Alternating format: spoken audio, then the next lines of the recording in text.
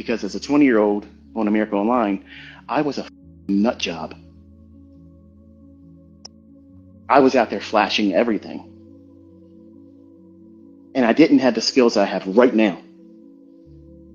I was half-baked, not fully refined, but I knew I was on the right track of getting something that nobody could come close to. And when you do that, day after day after day after day after day, every fucking market you talk about, it does it. You think that doesn't go unnoticed? Because it got noticed. And you see people, you meet people, they question you, how do you know this? How do you know that? What are you doing? How are you doing this? And how are you doing that? You're set apart. There's something new under the sun. This aberration, this oddity, this fucking mutant, where did he come from? How is this guy able to do this? That's the question I love prying into your mind and forcing you to ask yourself every day. How am I able to do this if I'm not what I claim to be?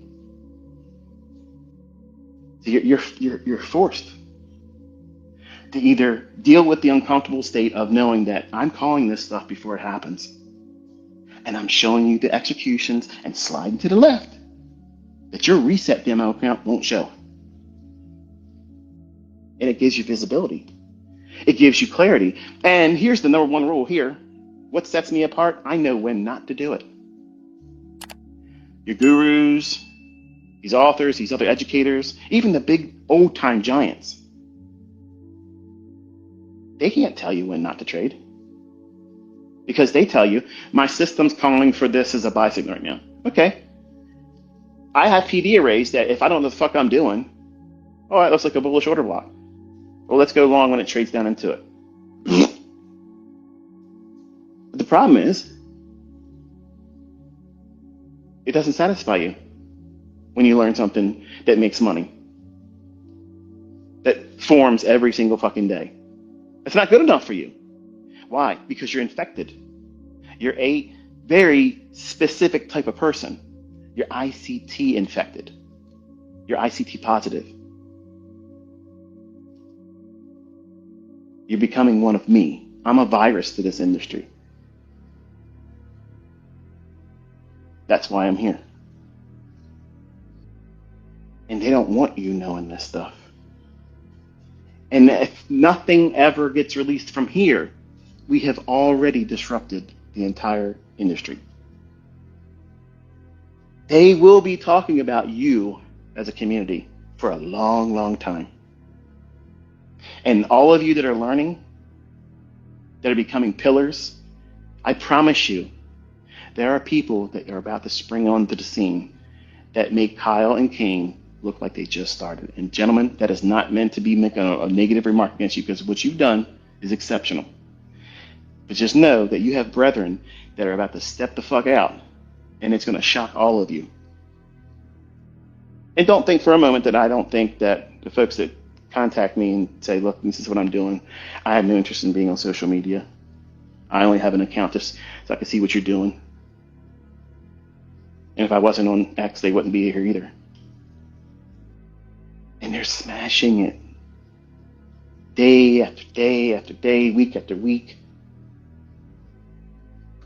They're pulling down with the highest leaderboard spot right now on Robbins is. They're doing that every month. Over and over and over again. Not in prop. Not in fake monetized demo accounts. They're doing it with live brokerage accounts. And to me, I have a lot of respect for that. The fact that they don't want to come out here and show off. They don't want to be seen as anything, because the ones that have been honest about it, they said, I can see how I could get sucked into this, and I got to feel like I got to live up to the last experience that I shared online. And that's what influencers have a problem with. I don't run out of yeast. I don't hit a wall in consistency. I don't get it wrong. I don't get it wrong. So they have to spend their time consoling themselves by consoling you by saying, trading is mostly sitting around waiting. Trading isn't a perfect scenario where you can avoid a lot of the losses, accept and warm up to the idea that you're going to lose a lot. I don't tell you that. I don't tell you those things. In the beginning, you will suffer that. You will go through that because that's where you discover who you are. You discover the very things that you self-destruct with. Performance anxiety, keeping up with the Joneses expressions in mine here, where you see people, like even myself, just shy of 150,000 just this week, and I didn't trade everything that's available.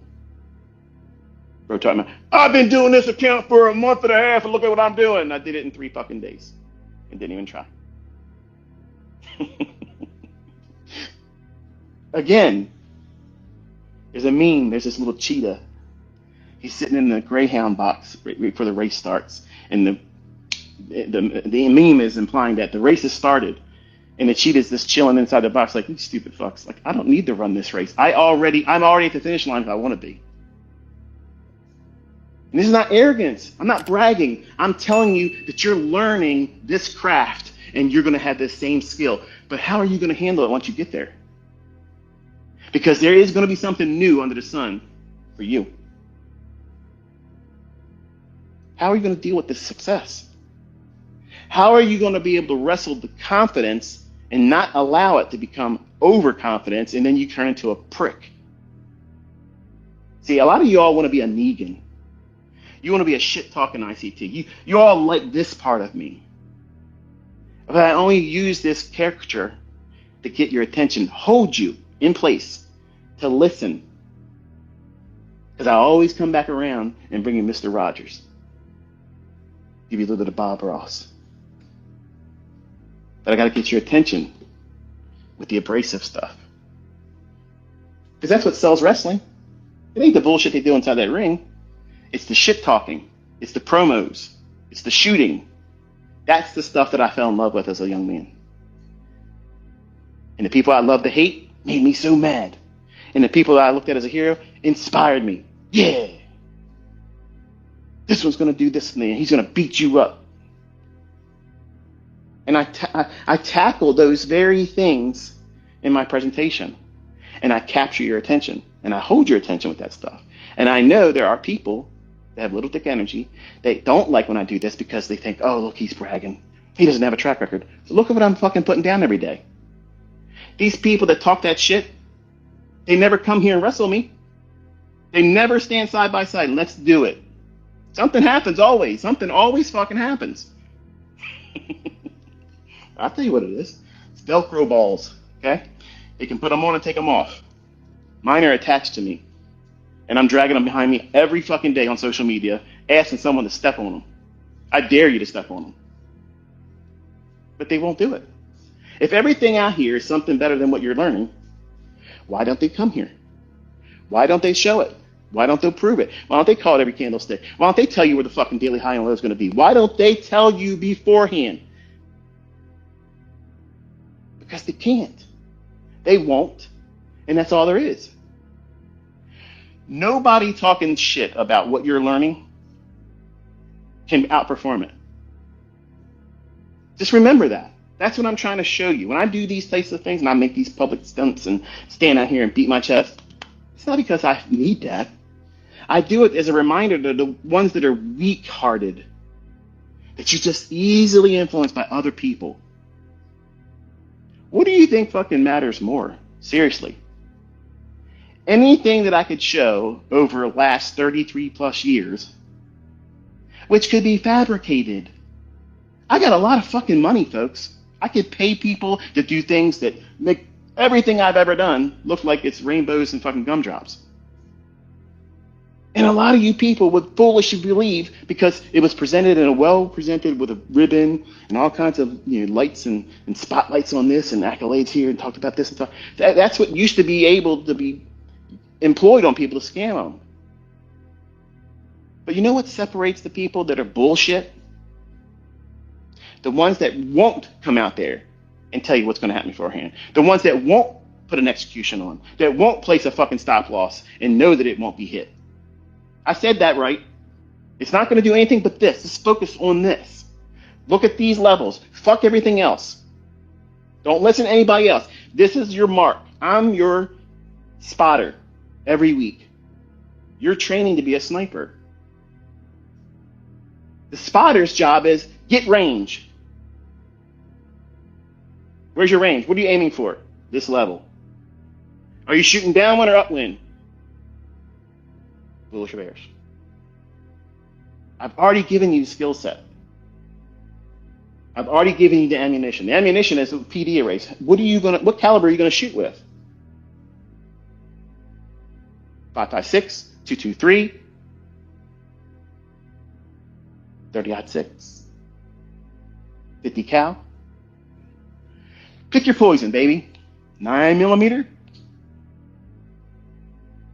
22 long range. In deference to the ladies just starting out. A little bit of recoil.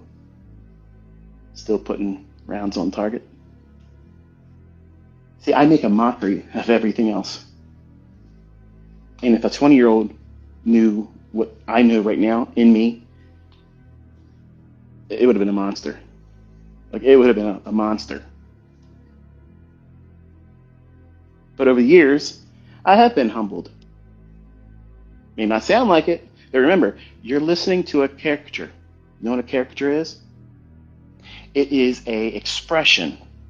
It's an impersonation of something that is not the actual person. When you look at Brad Pitt, when you look at George Clooney, when you look at Robert De Niro, who's become a real piece of shit as recent, and Al Pacino, okay? The characters that they play in the movies, that's not them. They're artists. And on social media, you have to be a character. You have to be. Or you have to be naturally interesting. I'm not naturally interesting. In my real life, away from all of you, when I'm not teaching, I'm a very, very frumpy, boring introvert. You would never hear me talk like this if we were in front of one another.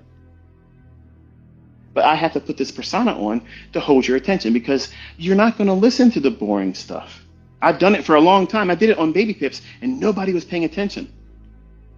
Sure, they like the little intros and they like the little vignettes of me putting in sniper stuff, and I was trying to find my way to tap into the group that I wanted, because men love to talk shit. We do. Women, not so much. The ones that should have been men, do. Or they pretend they're in. They do. Mona, hello. The idea of looking for this attention, this I need to get attention on myself. I'm giving that to you. I don't need this. But I know that that's what my listeners want to do in their own lives. They want to learn a skill set so they can step out there and do what they think I'm doing right now. But I'm doing it in a setting that's not monetized. They want to do it where they are monetized. And I'm not saying that's a bad thing. Get your ends met. But I don't have a naturally interesting persona. I don't. So I had to create Inner Circle Trader to draw an attention. I can draw a crowd. As a young man, I studied ninjutsu. And when I was learning about them, and I was like 10 years old when I first learned about them, I was like, wow, this is crazy. Stephen K. Hayes was the first American to learn under Hatsumi. He's a grandmaster of Bujinkan. And then his student, Shota Tanemura, he started off another thing, Genbukan. And I learned both, but it was really Bujinkan just revamped. And because he wanted to be grandmaster, and Takamatsu said, you're not going to be. So he tapped Hatsumi, and that was it. Well, long story short, without losing you, the allure of the ninja was you had to be an actor. You had to be able to instill fear in your enemies or make them feel that you're weak when you're not. Sun Tzu, Art of War. Appear strong when you're weak. Appear weak when you're strong. The idea of selling these wrestling events. Anybody that's ever got hooked up into that, you got hooked into buying those pay-per-views or going to those events because you like the character that these men and women portray. But that's not who they are. And the ones that do very, very well on social media stay in kayfabe. Kayfabe is where you don't break character. You're in it. Like you're always in it. You're always in character. Those are the people that get really hard to determine if that's really who they are. And for a long time, I allowed you to think that ICT is who I really am. But I'm a very, very fuddy-duddy, simple, stay in the house most of the time, introvert. I don't like to be around a lot of people, not because I'm afraid to be around them. Just most people just don't know how to act. And they don't have any candor. They don't have any, decency. You'll see, when I'm down there in Florida, sitting across from Patrick Whelan, you're not going to see this ICT. You're going to see Mr. Rogers. You're going to see Dad. You're going to see, just like my sons see. That's how it is. But I'll still beat his ass on that day when I'm trading. Humbly, quietly, and politely. It's going to happen. You'll know my entry, and you'll know my stop, and you know where the market's going to go. But I just want to show you there's a contrast from what people say about what it is you're learning and who I am and what the reality is.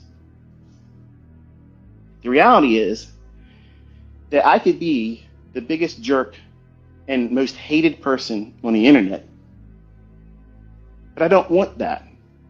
I like staying right in the middle, and I go back and forth where I'll go just a little bit to the hero side when it starts to get sickeningly sugary sweet. Then I'll do something to cause people to be upset with me. And I learned this from a magician, Paul Harris. Guy invented a lot of tricks with cards and such. And a lot of the professional magicians, big guys, a lot of Korean magicians, which are phenomenal magicians, by the way, a lot of their work are his craft. Like he created those things, those illusions, but they never get the credit for it. And to look at the guy, he looks like he slept in his clothes for 2 weeks, never brushed his hair, probably homeless next to being homeless. And the logic he shared in one of his interviews when they were doing, I think it was for Genie magazine. He says, what do you find most interesting as a performer when you're doing shows? He goes, well, I'm not really impressed by the audience's reactions when I do something that I know is astonishing.